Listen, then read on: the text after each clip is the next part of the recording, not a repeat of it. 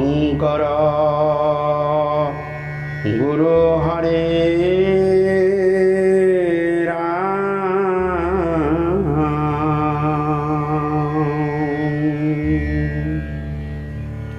শ্রীকৃষ্ণায় নমঃ। কৃষ্ণায়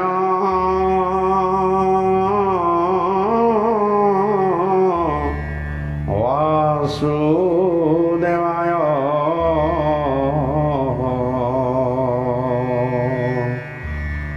দৈবকী নন্দনায়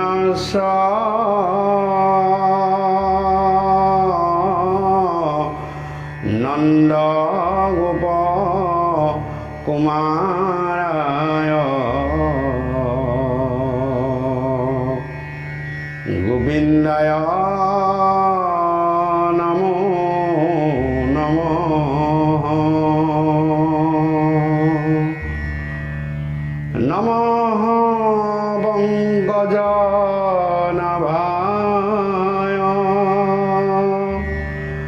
নমঃ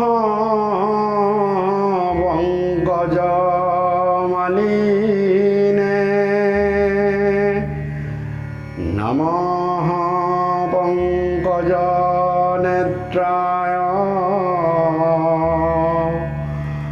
নমস্তে পঙ্কজঙ্ঘায়।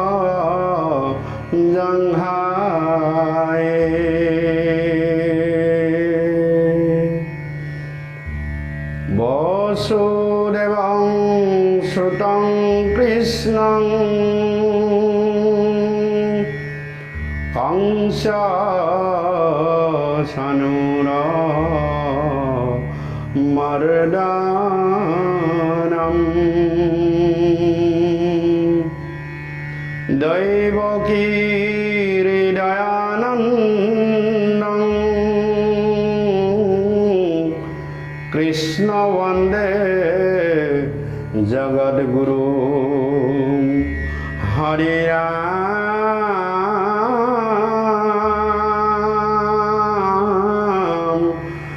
রাম রাম রাম।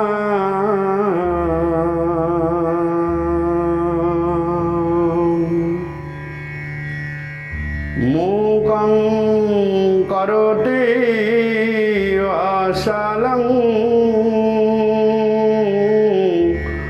পঙ্গুং লঙ্ঘতে গিরিম যৎকৃপাতমহং বন্দে পরমানন্দ মাধবং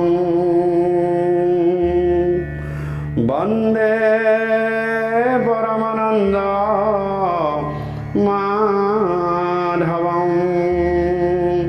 বন্দে পরমানন্দ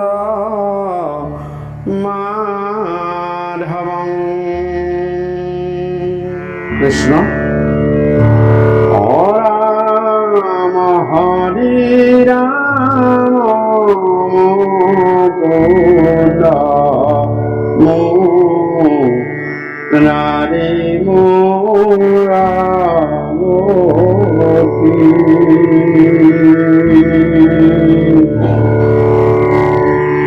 হে কৃষ্ণ কৃপা পরা প্রভু মুপা রঘুপতি রাম হরি রাম নমো মুরারি মুরারি।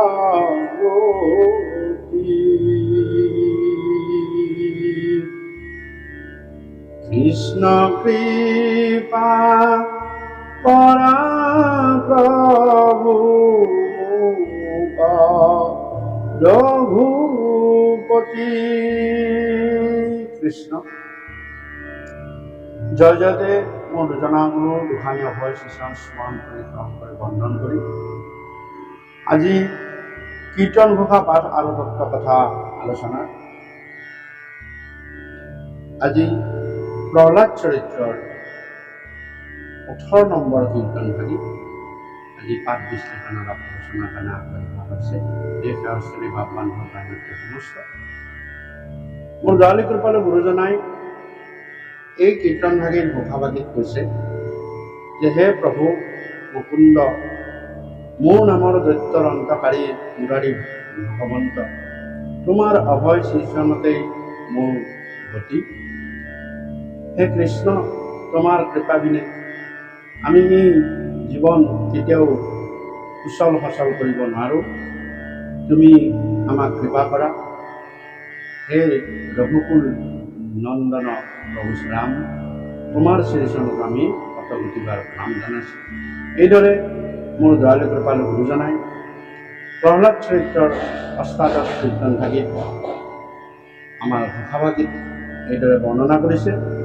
আৰু তাৰপিছতেই এই ভয়ানক ৰূপ ধৰি দেখা দিয়া ঈশ্বৰ প্ৰভু ভগৱন্ত নৰসিংহই হিৰণ্যকশিপুৰ সৈতে কিদৰে ভয়ানক যুদ্ধ আৰম্ভ কৰিলে আৰু সেই মহা দুষ্ট দুৰাচাৰী হিৰণ্যকশিপুক নিমিষতে কেনেদৰে বধ কৰি পেলালে, সেই যুদ্ধৰ বৰ্ণনা মোৰ দয়ালু কৃপালু গুৰুজনাই এই ঘোষাভাগিৰ মাজেৰে আৰম্ভ কৰিছে।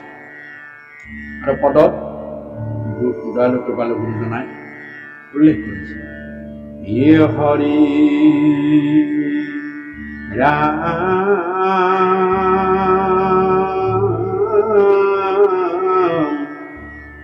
হে ৰাম, দানৱ ফুৰন্ত দেৱে আছে,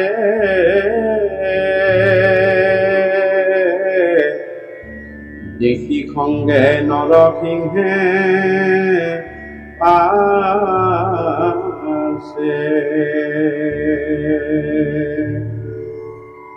কম্পাই তীৰ কেশৰ উল্লাসী,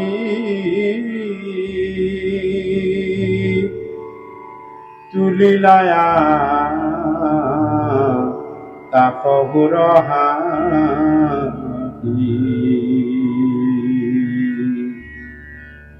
হে ৰাম, স্বৰ্গক ভেদি লহুৰ ৰিংগে,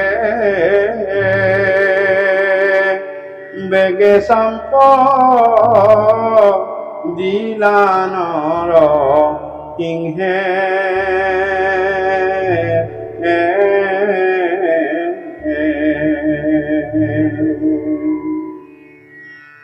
হে ৰাম, আলাগতে দৈত্যক ধৰিল,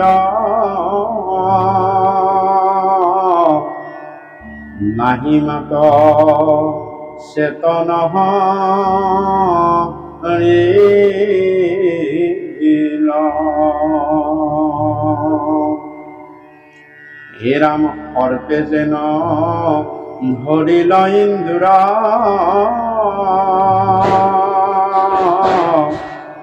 নিশবদ দানৱ দন্দুৰ।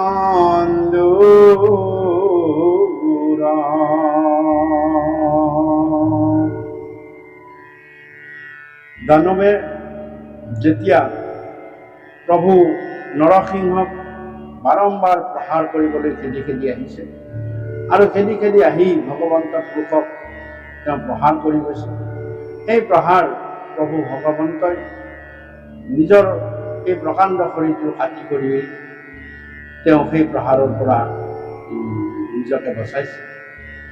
আৰু এইদৰে দানৱৰ এনেকুৱা বাৰম্বাৰ আক্ৰমণৰ অৱস্থাটো দেখি আৰু বিশেষত ভকতক এনেদৰে দুখ যন্ত্ৰণা দিয়া দেখি সেই কথাবিলাক ভগৱন্ত পুৰুষে মনত পেলাই পেলাই এইবাৰ আৰু হিৰণ্যকশিপুক এইবাৰ আৰু সুবিধা নিদিলে।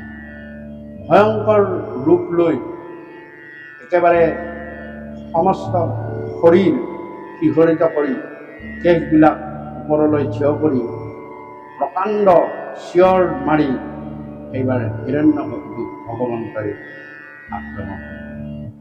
বাৰে বাৰে হিৰণ্যকশিপু আক্ৰমণ কৰিছে, প্ৰতিবাৰতে তেওঁ বিফল হৈছে। আৰু প্ৰভু ভগৱন্তই এবাৰ এই হিৰণ্যকশিপুক সেই ক্ষণ সময় আৰু স্থান সকলোবিলাক মিলাই লৈ ভগৱন্ত পুৰুষে হিৰণ্যকশিপুক আক্ৰমণ কৰে। যেতিয়ালৈ সময় হোৱা নাছিল আৰু যেতিয়ালৈ নিৰ্দিষ্ট স্থানৰ গৈ নিয়াব পৰা নাছিল তেতিয়ালৈ তেওঁ আক্ৰমণ কৰা নাছিল। এই তিনিটা মিলিব লাগিব, মিলিলেহে এই জীৱক বধ কৰিব ভগৱন্ত। এয়া ভগৱন্তৰ সৃষ্টিৰ নিয়ম আৰু ঠিক তেনেদৰে বিনাশ কৰাৰো এই এটা নিয়ম। স্থান, সময় বা কাল আৰু কাৰণ, এই তিনিটা মিলিলেহে এটা জীৱক ভগৱন্ত পুৰুষে বিনাশ কৰে।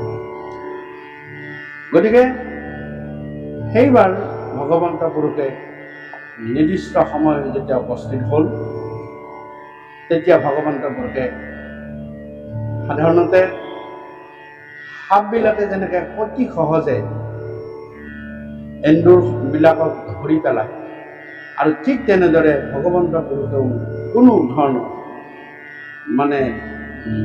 কষ্ট নকৰি, কোনো ধৰণৰ বল প্ৰয়োগ নকৰি সহজে সেই মহাপ্ৰতাপী হিৰণ্যকশিপুক সাপে এন্দুৰ ধৰাৰ দৰে তেওঁ ধৰি পেলালে। আৰু ধৰি পেলাই তেওঁ দেখিলে যে এয়া দ্বাৰৰ পৰা তেওঁ বাজলৈ লৈ গুচি আহিলে। এয়া হৈছে স্থান নিয়ম।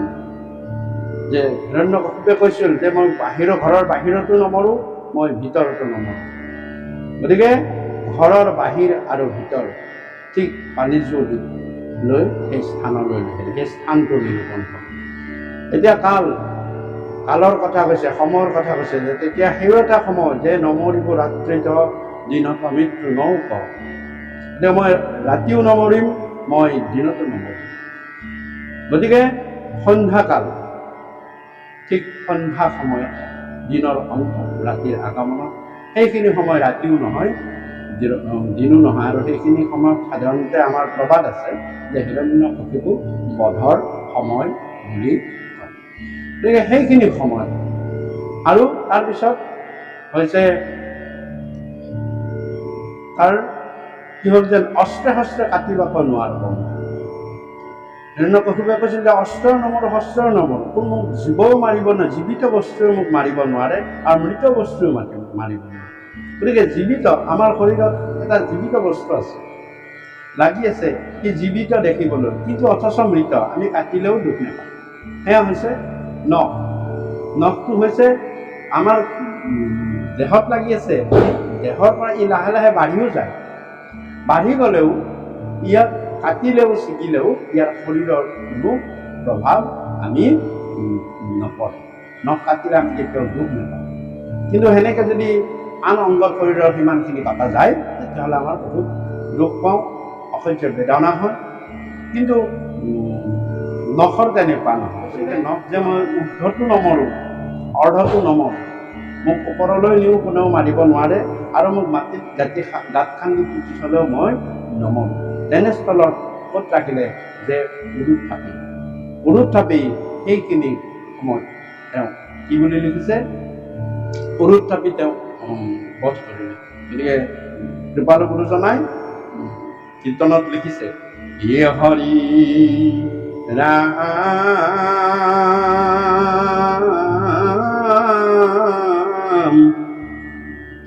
আধিবাক লাগি দেৱ কাজ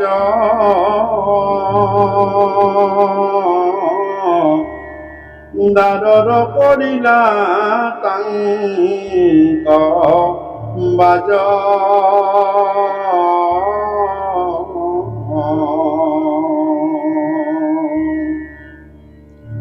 হে ৰাম চিত কৰি গুৰু তথাপিল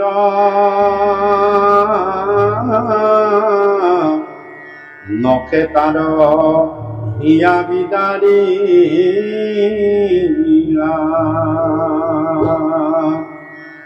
যেহেন সৰ্বক পাৱে ভিৰি গৰুৰে পেলাইলা থুতে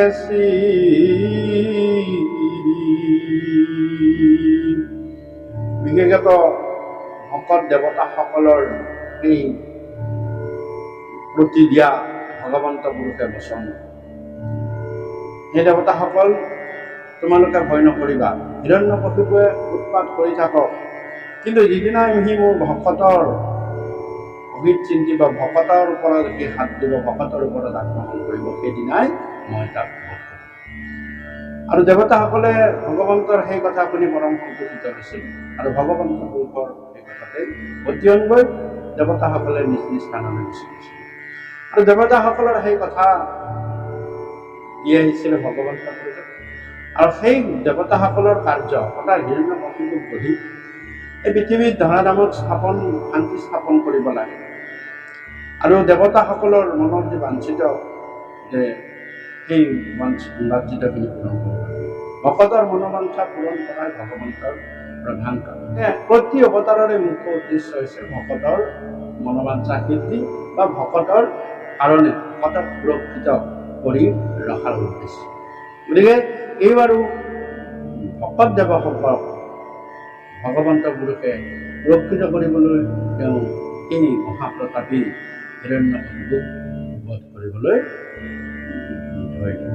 আৰু লগতে ভক্ত প্ৰহ্লাদৰ যি সুদৃঢ় বিশ্বাস, ভক্ত প্ৰহ্লাদৰ যি ভগৱন্তৰ প্ৰতি ভৰসা, ভক্ত প্ৰহ্লাদৰ যি একান্ত ভক্তি সাধনা, সেই কথাত ভগৱন্ত পুৰুষে সন্তুষ্ট হৈ তেওঁ ওপৰত অত্যাচাৰ কৰাৰ কাৰণে পিতৃ হিৰণ্যকশিপুক বধিবলৈ আগবাঢ়িলে।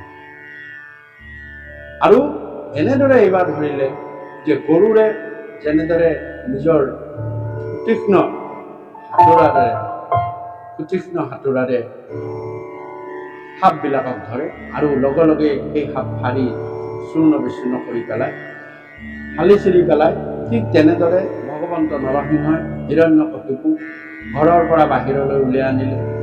বাহিৰলৈ আনি পানী জুৱলিতেই তেওঁ লৈ ল'লে। ঊৰ্ধত নল'লে, অৰ্ধত নল'লে, তেওঁ উৰুত থাপি ল'লে, আৰু উৰুত থাপি লৈ তেওঁৰ সুতীক্ষ্ণ নখেৰে তেওঁৰ হৃদয় বিজাৰি পেলালে। বিজাৰি পেলোৱাই নহয়, তেওঁৰ নাৰী ভৰি আন্ত্ৰ যিবিলাক আছিলে সকলোবিলাক শিৰত মেৰাই ল'লে।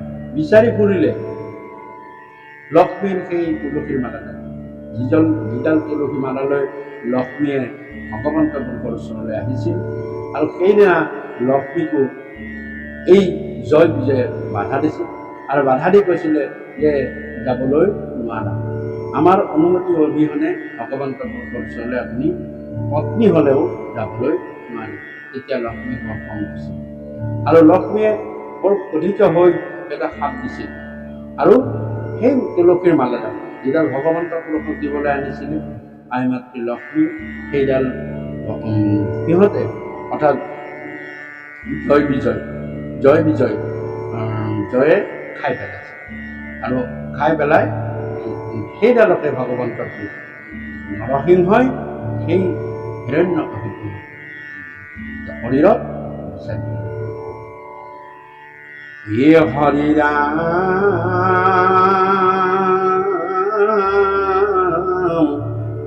চক্ষু পকাই দৈত্যয়ন্তকাৰী, চেলে কন্তে জিভায়ে কোৱাৰি,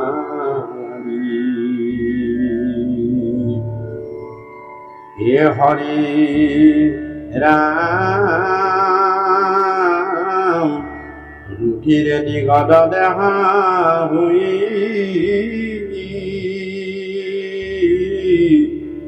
হিৰতমে ৰাইলাই আন্ত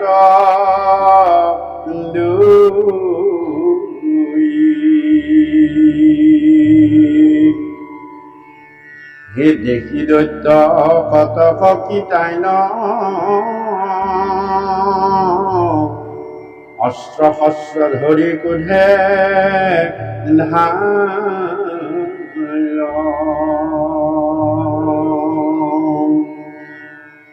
গতিকে চক্ষু পকাই চক্ষু ৰঙা কৰি ভগৱন্ত পুৰুষ নৰসিংহই এই মহাপ্ৰতাপী দুষ্ট দুৰাচাৰ হিৰণ্যকশিপুৰ একেবাৰে হৃদয় ফালি পেলালে। আৰু ফালি পেলাই তাৰ পৰা আন্তবিলাক আনি অৰ্থাৎ নাড়ী ভুঁড়িবিলাক আনি গোটেই মাথাত মেৰাই ল'লে আৰু তেওঁ কাৱৰী নিজৰ মানে ওঠ চেলেকি চেলেকি ৰুধিৰ প্ৰাণ কৰিবলৈ ধৰিলে। ৰুধিৰ জগধ দেহা হৈ তেওঁৰ গোটেই শৰীৰটো হিৰণ্যকশিপুৰ সেই তেজেৰে গোটেই নোৱা দিয়া গ'ল আৰু সেই আন্তবিলাক একেবাৰে শিৰত মেৰাই ল'লে। তেতিয়া দৈত্যবিলাকে ভাবিলে যে যিহেতু আমাৰ মহাৰাজক মাৰি পেলালে, আমাৰ ৰজাজনক যেতিয়া মাৰি পেলালে আমি এইদৰে চাই থাকিলে নহ'ব, পাৰিলেও পাৰিলোঁ নোৱাৰিলেও নাই, আমি গৈ আক্ৰমণ কৰিব লাগে। গতিকে সকলোৱে ফুল জাতি জোং লৈ হিৰণ্যকশিপুৰ সেনাসকলে ভগৱন্ত পুৰুষ নৰসিংহৰ প্ৰতি খেদি আহিল। আৰু তেতিয়া ভগৱন্ত পুৰুষৰ আৰু বেছি খং উঠিল। খং উঠি তেওঁ ভাবিলে যে মইতো হিৰণ্যকশিপুক বধ কৰিবলৈ লাগিছিল, ইহঁতে মিছাতে মোৰ শত্ৰুতা কৰিলে আৰু মোক যিহেতু খেদি আহিলে, গতিকে মই ইহঁতকো মাৰি মুক্তি পদৰ অধিকাৰ কৰিম। দেখি প্ৰভু নৰসিংহই কি কৰিলে? হে ৰাম নিসিংহে পেলাইলা দৈত্যেন্দ্ৰক, খেদি গল দানৱ গণক,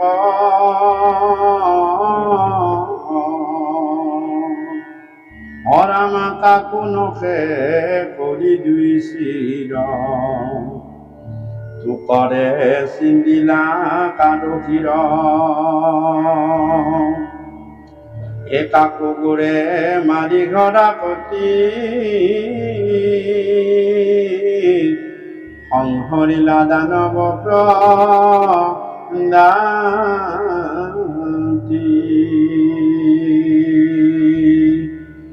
কাৰোবাক নখেৰে আঁচুৰিয়ে মাৰিলে, কাৰোবাক টোকাৰ মাৰিয়ে শিৰ ছিঙি পেলালে, কাৰোবাক দৌৰ মাৰিলে, কাৰোবাক ঘৰা কাটি মাৰিলে, চিলাকুটি মাৰিয়ে গঢ়ি পেলালে। এনেকুৱা মাৰিলে যে লীলা কৰি ভগৱন্ত পুৰুষে সৰু ল'ৰাই যেনেদৰে সৰু সৰুবিলাকক এফালৰ পৰা মহন্তিয়ে কৰি মাৰিব, ঠিক তেনেকৈ মাৰিবলৈ ধৰিলে।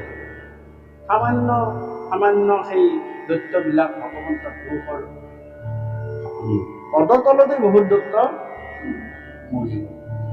গতিকে তাৰপিছত ভগৱন্ত পুৰুষৰ প্ৰচণ্ড ক্ৰোধ উঠিল, প্ৰচণ্ড খং উঠিল। প্ৰচণ্ড খং উঠিলে এইকাৰণে যে ভগৱন্ত পুৰুষে দেখিলে যে ই মহাপ্ৰতাপী দুৰাচাৰ হিৰণ্যকশিপুৰ কাৰণে মই সৃষ্টিৰ নিয়মকো মই ভাঙি দিবলগীয়া হ'ল। গতিকে ভকতৰ বচন সত্য কৰিবৰ কাৰণে মই স্তম্ভৰ পৰা ওলাবলগীয়া হ'ল এই দুৰাচাৰী হিৰণ্যকশিপুৰ কাৰণে। আৰু তথাপিও এইবিলাকে মালিক পহৰীয়াবিলাকো আহি মোক আক্ৰমণ কৰি, গতিকে এই ভগৱন্ত পুৰুষৰ বহুত খং উঠিল। আৰু খং উঠি তেওঁ আৰু কোনোবা যদি আছা মোৰ লগত যুদ্ধ দিয়াহি, মোৰ খং যেতিয়ালৈ নাথামিব মই তেতিয়ালৈ শান্ত নহওঁ। এইদৰে ভগৱন্ত পুৰুষে ক্লান্ত ৰূপ লৈ তাতে গুজৰি গুমৰি ফুৰিবলৈ ধৰিল। হে ৰাম দৈত্যজিনী তেজিলায়া তাক, পলাই দিগ গজ হুয়া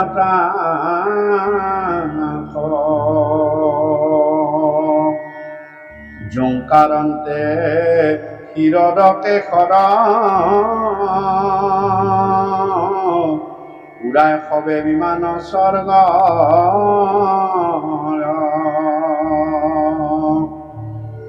হে ৰাম ফলকে সাগৰ চাখ লাগি, হে ৰাম বেগত পৰ্বত পৰে ভাঙি,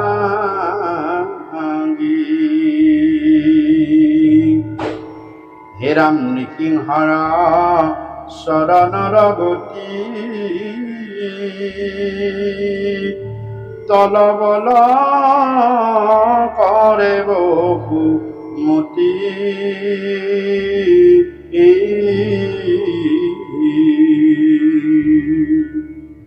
হে ৰাম চকুৰ ৰশ্মিত ভৈল চনা, নিষ্প্ৰভ সমস্তে গ্ৰহ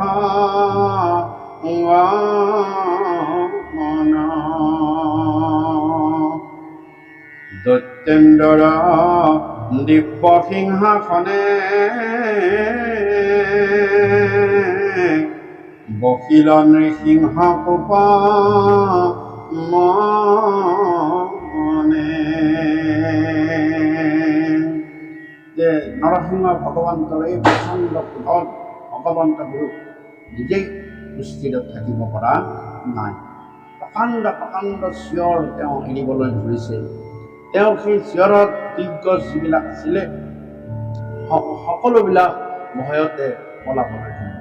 যিবিলাক দিগ্গজ আছিলে সকলোবিলাক পলাবলৈ ধৰিলে। আনকি তেওঁৰ সেই শিৰৰ জোকাৰত কেশৰ বাঁহ লাগি একেবাৰে স্বৰ্গৰ বিমানবিলাকো উৰি উৰি যাবলৈ ধৰিলে। তেওঁৰ প্ৰতিটো খোজৰ ভৰতে পদৰ ভৰতে বসুমতী তলবল কৰিবলৈ ধৰিলে। চকুৰ ৰশ্মিত সূৰ্যৰ জ্যোতিও ম্লান হৈ গুচি গ'ল। সমস্ত গ্ৰহগণ ভগৱন্তৰ সেই অতি উজ্জ্বলিত জ্যোতিত সকলো ম্লান হৈ পৰিল। বহুত খং কৰি প্ৰচণ্ড খং কৰি তেওঁ সমকক্ষ যুঁজাৰু সন্ধান কৰি তেওঁ মহাকোপ কৰি এই নৰসিংহ ভগৱন্ত পুৰুষে এই হিৰণ্যকশিপুৰ সিংহাসনত বহি ল'লে। আৰু বহি লৈ তেওঁ এনেকুৱাকৈ ক্ৰোধ দৃষ্টিৰে চাৰিওফালে চাব লাগিছে যে তেওঁ সমকক্ষ যুঁজাৰু তেওঁ লাগে। তেওঁ তেতিয়াহে ক'ত তেওঁ ক্ষান্ত হ'ব, যেতিয়ালৈ সমকক্ষ যুঁজাৰু নাপায় তেতিয়ালৈ তেওঁৰ ক্ষান্ত নহয়। গতিকে এইদৰে ভগৱন্তৰ এই প্ৰচণ্ড খং দেখি ত্ৰিদশত হাহাকাৰ লাগিল। সকলোৱে আহি ভগৱন্ত পুৰুষৰ শ্ৰীচৰণত আহি সন্মুখলৈ আহিবলৈ প্ৰস্তুতি। হে ৰাম খুজিয়াৰ নপান্ত যুঁজাৰ ক্ৰোধে মোক দেখি অন্ধ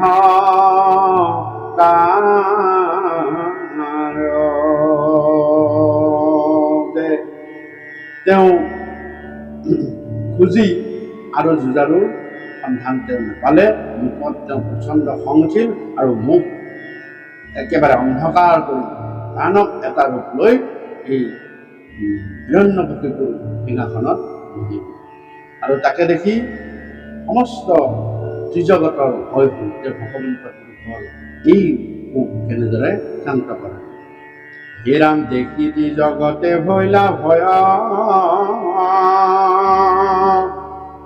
আজি জনমিল প্ৰলয়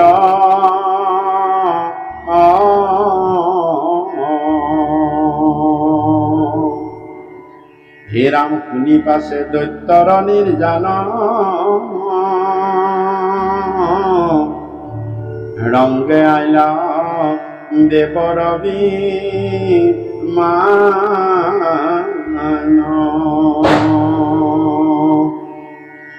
জোকাৰন্ত আকাশ কচানি কৰে দেৱে দুন্দুবীৰ ধ্বনি দেৱৰ কুন্দৰী গণয় আশী পুষ্প বৰি সন্ত হাতী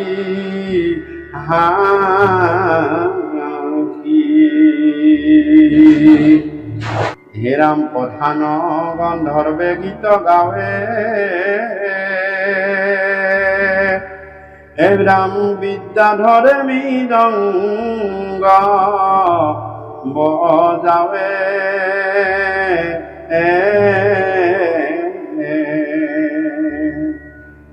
হৰাম পশ্যৰা গণে কৰে নিত ভৈলন্ত ত্ৰিদশ কৃত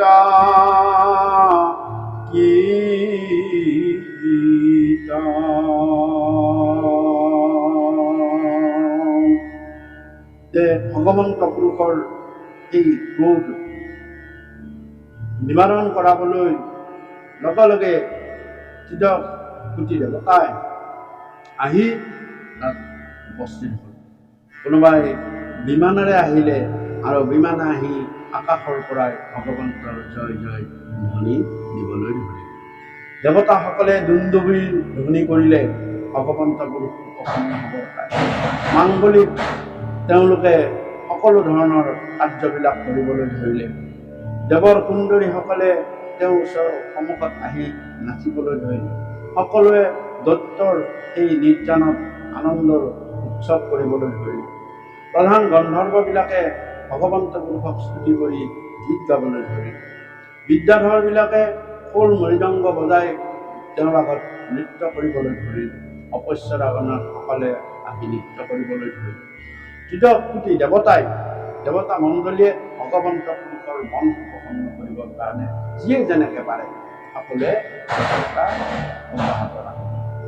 আৰু এইদৰে ভগৱন্ত পুৰুষ নৰসিংহই মহাপ্ৰতাপী হিৰণ্যকশিপুক সহজতে বধ কৰি তেওঁ ক্ৰোধৰ উপশম নহ'ল। আৰু উপশম নোহোৱা দেৱতাসকলে আহি তেওঁ স্তুতি মিনতি নৃত্য গীত উৎসৱ পৰ্ব কৰিবলৈ আৰম্ভ কৰিলে। ইয়াৰ লগে লগে গুৰুজনাই এই প্ৰহ্লাদ চৰিত্ৰৰ অষ্টাদশ কীৰ্তন ভাগি সমাপন কৰিছে। এই সৰস্বতী বা বান্ধৱ আইমাতৃ সমস্ত এই প্ৰসংগতে আমি এটা কাহিনী ইয়াৰ লগত বিশেষতা সংযুক্ত কৰিবলৈ আমি চিন্তা কৰিছোঁ যে এই যে প্ৰথমে আলোচনা কৰা হ'ল ভগৱন্ত পুৰুষে খুব সহজতেই হিৰণ্যকশিপুৰ লগত কিছু সময় লীলা খেলা কৰিলে। এবাৰতে তেওঁ কৰিব পাৰিলেহেঁতেন, কিন্তু তেওঁ নকৰিলে। নকৰাৰ কাৰণ কোৱা হ'ল যে কালখিনি মিলিব লাগিব এটা জীৱৰ বধৰ কাৰণে, স্থানখিনি মিলিব লাগিব আৰু কাৰণটো মিলিব। এইখিনি ভগৱন্ত পুৰুষে এটা জীৱক জন্ম দিয়াৰ লগে লগেই এই তিনিটা বস্তু থিৰাং কৰিছে। আৰু যথাযথ সময়ত ভগৱন্ত পুৰুষে যথাযথ স্থানত আৰু যথাযথ কাৰণত সেই জীৱটিক বধ কৰে বা ভগৱন্ত পুৰুষে এই জীৱটিৰ জীৱনটো সমাপন কৰে।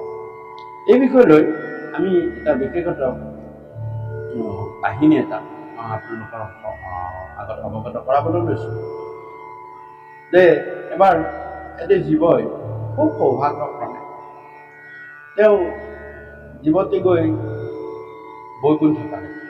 আৰু সেই জীৱতী আছিলে তাত পাৰ চৰাই।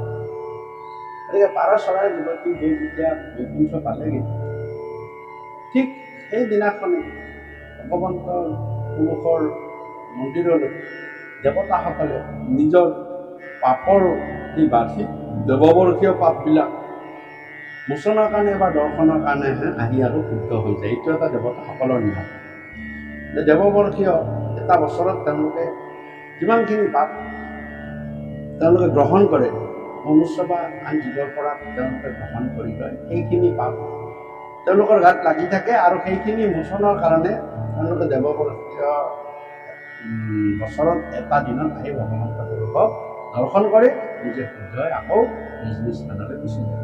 সেই দিনটোতো সেনেকুৱা দিনেই আছে। দেৱতাবিলাক আহি আছে আহি ভগৱন্ত পুৰুষক দৰ্শন কৰিছে আৰু ওলাই গৈছে। আৰু সেই পাৰৰ পাৰটো আছিলে ভগৱন্ত পুৰুষৰ মন্দিৰৰ একেবাৰে দুৱাৰ। পাৰতে ৰৈ আছে, এনেতে তাত কাল আহি সোমাব লওঁতেই পাৰটো কালে দেখি আৰু পাৰটোও কালক দেখি চকুৱে পৰি তেতিয়া পাৰতে ভাবি চাম আজি বেয়া বস্ত্ৰ এটাক দেখিলোঁ, এই কালক দেখিলোঁ। আৰু লগে লগে কালে এটা খুব সুন্দৰ মিচিকীয়া হাঁহি মাৰি দিল। পাৰটো আৰু বেছি ভয় মোক দেখিলে আৰু কালৰ কৃত্ৰিম হাঁহিটো ওলাই আহিয়ে এই কালে মোক প্ৰাণ নাশ কৰে। মই বুজিলোঁ। আৰু কালে সেই হাঁহিটো মাৰিয়ে ভিতৰলৈ ভগৱন্তক সোমাই গৈ ভগৱন্তক দৰ্শন কৰিবলৈ যেতিয়া সোমাই গ'ল, ঠিক সেই মুহূৰ্তত কাল যোৱাৰ পিছতেই সেই স্থানত আহি ভগৱন্ত পুৰুষৰ বাহন গৰুৰ আহি গৈছে। গৰুৰে আহি দেখিলে যে ভগৱন্ত পুৰুষৰ মন্দিৰৰ দুৱাৰমুখত এটা পাৰ আছে। পক্ষীৰাজ গৰুড়ে ভাবিলে এইটোতো মোৰ প্ৰজা, গতিকে ইয়াতে আছে আৰু কিন্তু আছেহে আছে, ইমান ভয়ত কঁপিছে কিয়? তেতিয়া গৰুৱে পাৰটোৰ ওচৰলৈ পাৰজনীৰ ওচৰলৈ গ'ল। পাৰজনীৰ ওচৰলৈ গৈ সুধিলে যে তুমি মোৰ প্ৰজা, তুমি ইমান ভয়ত কঁপি আছা কিয়? তেতিয়া পাৰজনীয়ে ক'লে যে হে পক্ষীৰাজ, আমিনো কি ক'ম, মই ইয়াতে ৰৈ থাকোঁতে অলপ আগতে এইফালেৰে কাল গৈ ভগৱন্ত পুৰুষৰ মন্দিৰত প্ৰৱেশ কৰিলে আৰু কালে মোৰ চকুৱে চকুৱে কালৰ চকু পৰিল আৰু পৰিলটো পৰিলেই কালে মোক দেখি এটা মিচিকিয়াকৈ হাঁহিও মাৰিল। গতিকে মই বুজিলোঁ যে এই কালে ওলাই আহিয়ে মোৰ প্ৰাণ নাশ কৰিব, মোৰ সময় হৈ গৈছে আৰু গতিকালৈ মোৰ প্ৰাণ নাশ কৰিব, গতিকে মোৰ সেইকাৰণে বিৰাট ভয় লাগিছে আৰু মই ভয় কৰিব লাগিব। এই কথা গৰুৱে শুনি ৰ'বা, কালে নিম বুলি ক'লে তোমাক নিব পাৰিবনে? সাধ্য আছেনে? তুমি এটা কাম কৰা, তুমি মোৰ পিঠিত উঠা, য'ত ভগৱন্ত পুৰুষ বহে তুমি মোৰ পিঠিত উঠাচোন। তেতিয়া পাৰতে গৈ গৰুড়ৰ নিৰ্দেশ মতে সেই পিঠিত উঠি ল'লে আৰু গৰুড়েও একেবাৰে যিমান পাৰি তড়িৎ বেগেৰে 7 সাগৰ 13 নদী পাৰ কৰাই পাৰটো লৈ গৈ পাৰটোক প্ৰকাণ্ড গুহা এটাৰ ভিতৰত সোমাই লৈ গৈ গুহাটোৰ ভিতৰত ক'লে যে তুমি ইয়াত থাকা, তোমাক ইয়াত কালে বিচাৰি নাপায় আৰু মই ইয়াতে এটা ঢাকনিও দিম। এইবুলি প্ৰকাণ্ড শিল এটা গুহাটোৰ মুখতে ঢাকনি দি গৰুড়ে পাৰটোক নিৰ্ভয় দি তুমি চিন্তা কৰিব নালাগে, মই এতিয়াই গৈ সেই স্থান পাই। এইবুলি পাৰটোক তাত ৰাখি গৰুৱে তড়িৎ বেগেৰে আকৌ আহি ভগৱন্ত পুৰুষৰ সেই মন্দিৰৰ দুৱাৰমুখ পায়। আৰু ঠিক সেই মুহূৰ্তত কালেও ভিতৰৰ পৰা বাহিৰলৈ ওলাই আহিছে। আহি গৰুড়ক দেখি ক'লে, এই গৰু ইমান হেঁপাই তুমি ক'ৰ পৰা ভাগৰি চুগুৰি আহিলা? তেতিয়া গৰুড়ে মই ক'ৰ পৰা আহিলোঁ সেইটো মোৰ ব্যক্তিগত কথা, মোৰ পাৰ্চনেল কথা, আহিলোঁ আৰু ক'ৰবাৰ পৰা, তোমাক কিয় লাগিছে? কিন্তু এই কাল ৰ'বাচোন, তুমি মোক এটা কথা কোৱাচোন। বোলে কি? বোলে তুমি এই ভগৱন্ত পুৰুষক দৰ্শনৰ কাৰণে সোমাই যাওঁতে এইখিনি স্থানত এটা পাৰ দেখিছিলা? কালে ক'লে অঁ, মই সোমাই যাওঁতেতো পাৰ এটা ইয়াত আছিলে, সি দেখোন এতিয়া ইয়াত নাই। বোলে বাৰু নাই বাৰু, দেখিলা চকুৱে চকুৱে পৰিছিলে, তুমি তাক দেখি তুমি মিচিককৈ কিয় হাঁহিটো মাৰিলা? হাঁহিটো মাৰাৰ অৰ্থটো কি? তোমাৰ হাঁহিটোতো কালৰ কুটিল হাঁহি, গতিকে তোমাৰ হাঁহিটোৰ অৰ্থটো মোক লাগে। তেতিয়া ক'লে মই পাৰটোক দেখি হাঁহিলোঁ, মই পাৰটোক দেখি হাঁহিলোঁ, সেইটো মোৰ পাৰ্চনেল কথা, তোমাক কিয় লাগে? তেতিয়া গৰুড়ে বোলে নাই মোক লাগে, নাই মই সেইটো নকওঁ, তুমি ক'ৰ পৰা আহিছা আগে তুমি সেইটো কোৱা। গৰুড়ে নহয় দিয়াচোন, তুমি হাঁহাৰ কাৰণটো কোৱা, তাৰপিছত মই তোমাক ক'ৰ পৰা আহিছোঁ ক'ম। কৈ দিয়াই ভাল। তেতিয়া গৰুড়ক কালে, সেই গৰু এই যে পাৰটোক মই যাওঁতে দেখিছিলোঁ, এই পাৰটোৰ আজিৰ দিনটোত তাৰ মৃত্যু আছিল, অৰ্থাৎ সময় আছিলে আজিৰ দিনটো। দেখিলোঁ সিটো আহি ইয়াতে বৈকুণ্ঠ পাইছেহি, গতিকে তাৰ মৃত্যু আছিল আজিৰ দিনটোত, কিন্তু তাৰ স্থানটো তাৰ মিলা নাছিল, কাৰণ বৈকুণ্ঠত তাৰ মৃত্যু নাই। আৰু সেইকাৰণে মই হাঁহি দিলোঁ, বোলে তই বাচি গ'লি, কাৰণ তোৰ সময়টো মিলাইছে কিন্তু স্থানটো মিলোৱা নাই, গতিকে মই নোৱাৰোঁ। আৰু 3 নম্বৰ কথা হ'ল তাৰ কাৰণ, তাৰ মৃত্যুৰ কাৰণ আছিল সৰ্পদংশ। গতিকে এই স্থানততো আৰু সৰ্পদংশনৰ দ্বাৰা মৃত্যু হোৱাৰ কোনো কথাই নাই। যে কাৰণটো নিমিলিতে সেইকাৰণে মোৰ হাঁহি উঠিব যে তই এইবাৰ বাচি গ'লি, সম্পূৰ্ণ বাচি গ'লি, তই এতিয়া মুকুতি পদৰ অধিকাৰী হবি, তোৰ আৰু সংসাৰ চক্ৰত যাব নালাগে, সেইকাৰণে মোৰ হাঁহি উঠিছে। এতিয়া ঘূৰে খুব সহজে বাচন বোলে তাৰ যদি ইয়াত মৃত্যু নাই, আজিৰ দিনটো ক'ত মৃত্যু আছে? বোলে তাৰ মৃত্যু আছিল, সি যদি তাৰ সমস্ত শৰীৰৰ শক্তিৰে যদি উৰি যায় ইয়াৰ পৰা 5 দিন লাগিব, 5 দিন লাগিব সেই প্ৰকাণ্ড গুহা এটা। কিন্তু সি সেই 5 দিন যাওঁতে, সেই গুহাটোলৈ যাওঁতে সময়টো নিমিলিব, 5 দিন লাগিব, আৰু তাত সেই সময়ত সেই সৰ্পডাল নাথাকিব। গতিকে দুটা অমিল হৈ যাব, প্ৰতিবাৰতে দুটা অমিল। স্থান মিলিলে কাৰণ নিমিলিব, কাৰণ মিলিলে কাল নিমিলিব। গতিকে এই জীৱনটো বাচি গৈছে। তেতিয়া গৰুৰে মূৰে কপালে হাতী কাটি বহি পাইছে। তেতিয়া খালে সুধিলে, ৰবা তুমি যে মূৰে কপালে হাত দি ইয়াত বহি পৰিলা, কাৰণটো কি? তেতিয়া গৰুৰে ক'লে, সেইকাৰণ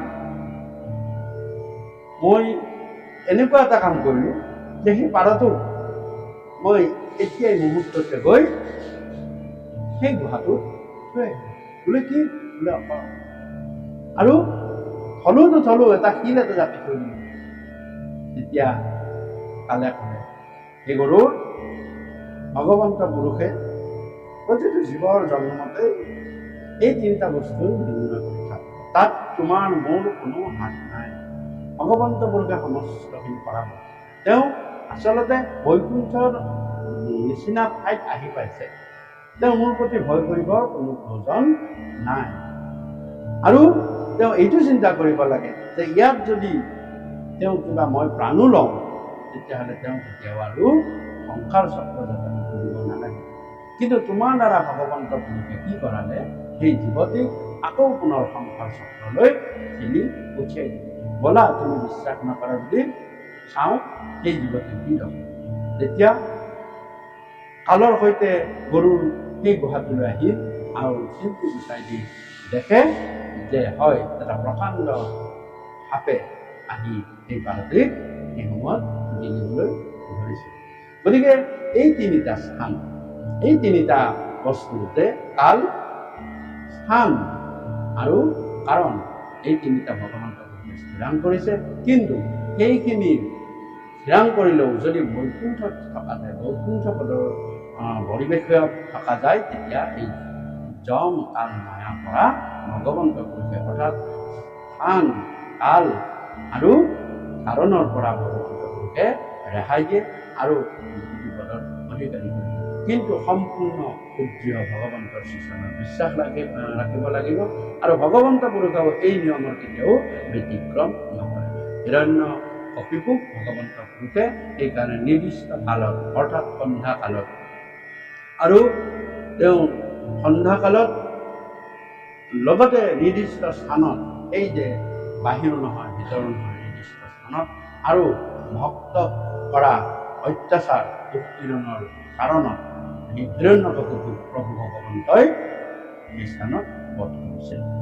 আৰু এইদৰে মই দয়ালু কৃপালে গুৰুজনাই প্ৰহ্লাদ চৰিত্ৰৰ অষ্টাদশ কীৰ্তন ভাগি ইমানতে সমাপন কৰি গুৰুজনাই লিখিছে, হে হৰি ৰাম কহে কৃষ্ণ কিংকৰে শংকৰে,